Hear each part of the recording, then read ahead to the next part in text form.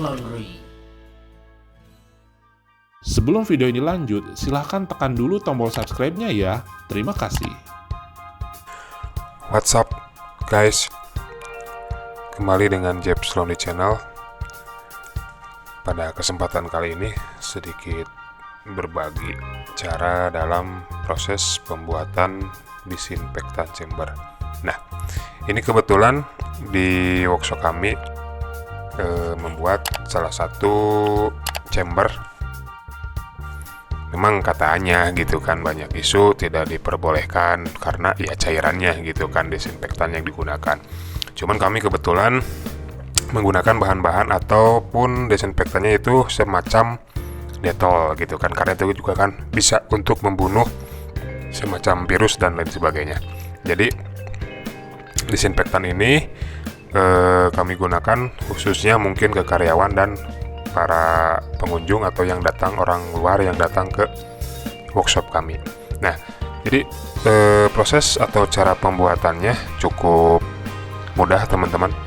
Cukup menggunakan atau menyiapkan 5 batang dari yang namanya CNP atau mungkin lebih dikenal dengan baja ringan. Mau ketebalan berapapun ya silakan, mau 075, mau 07, mau 08 ya, tergantung budget juga mungkin dan ketersediaan di toko besinya atau di toko-toko material. Nah, cuman kami di sini mungkin tidak terlalu teman-teman, tidak menggunakan peralatan yang memang modern dikarenakan kenapa? Yang pertama, bahan baku untuk daerah Ciamis kebetulan sangat sulit di saat-saat ini. Ini juga untuk baja ringannya atau CNP-nya ya kebetulan memang ada stok lama dan kami gunakan kembali. Nah, ini ukurannya 1 meter kali 1 meter ya teman-teman untuk lebar dan panjangnya, sementara tinggi kami dibikinkan 2 meter. Nah, jadi ini untuk sambungan-sambungan di tengah sebagai pengikat atau si penyangga biar nggak goyang gitu kan. Nah, yang barusan yang putih itu adalah sensor. Nah, jadi dikarenakan kami di sini kekurangan bahan, proses distribusian jika order juga sangat lama, maka kami putuskan untuk sensornya itu kami menggunakan sensor gerak atau sensor cahaya yang kami kombinasikan tadinya dari semacam lampu otomatis gitu kan. Jadi bila mana ada orang yang datang mendekati, otomatis ini akan menyala si sprayernya itu teman-teman. Jadi tidak menggunakannya dipijak ataupun tidak menggunakan tombol dan lain sebagainya. Kami modifikasi alat seadanya. Ini dari semacam senter itu teman-teman. Jadi sumber cahayanya itu kami gunakan senter yang satu titik itu semacam laser gitu kan, kami modif dan segala macam. Kemudian ini ada di sini ada sensor yang dari lampu itu gitu kan. Dari lampu yang otomatis itu kami robah juga. Jadi bila mana nanti ada orang ke dalam masuk dan dia ada persis di tengah-tengah dari sensor ini, otomatis si sprayer ini atau pompanya otomatis nyala gitu kan teman-teman, seperti itu. Nah, ini untuk penampakannya kurang lebih seperti ini, dan mungkin plastiknya juga tidak yang mewah-mewah teman-teman, karena memang ya itu bahan baku di daerah kami kebetulan sangat susah dan kami kesulitan dalam mencarinya. Jadi yang penting fungsi, mungkin yang utama fungsinya tetap bisa digunakan.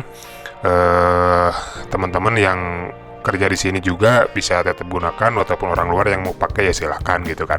Nah, ini prosesnya seperti ini. Jadi ini dicolokkan seperti biasa ke saklar gitu kan. Nah, di sini semacam panel box. Jadi ini ada saklar yang untuk pompa dan satu lagi saklar sensor gitu. Jadi kebetulan ini sudah dibaut ya teman-teman, jadi nggak bisa kami bongkar.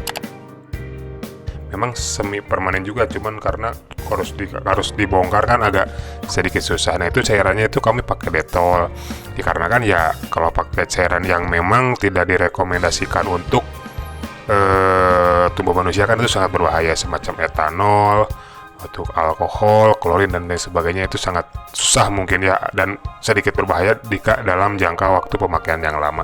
Maka kami putuskan setelah sharing dengan beberapa teman juga, kami putuskan untuk menggunakan cairan ya semacam detol gitu kan teman-teman.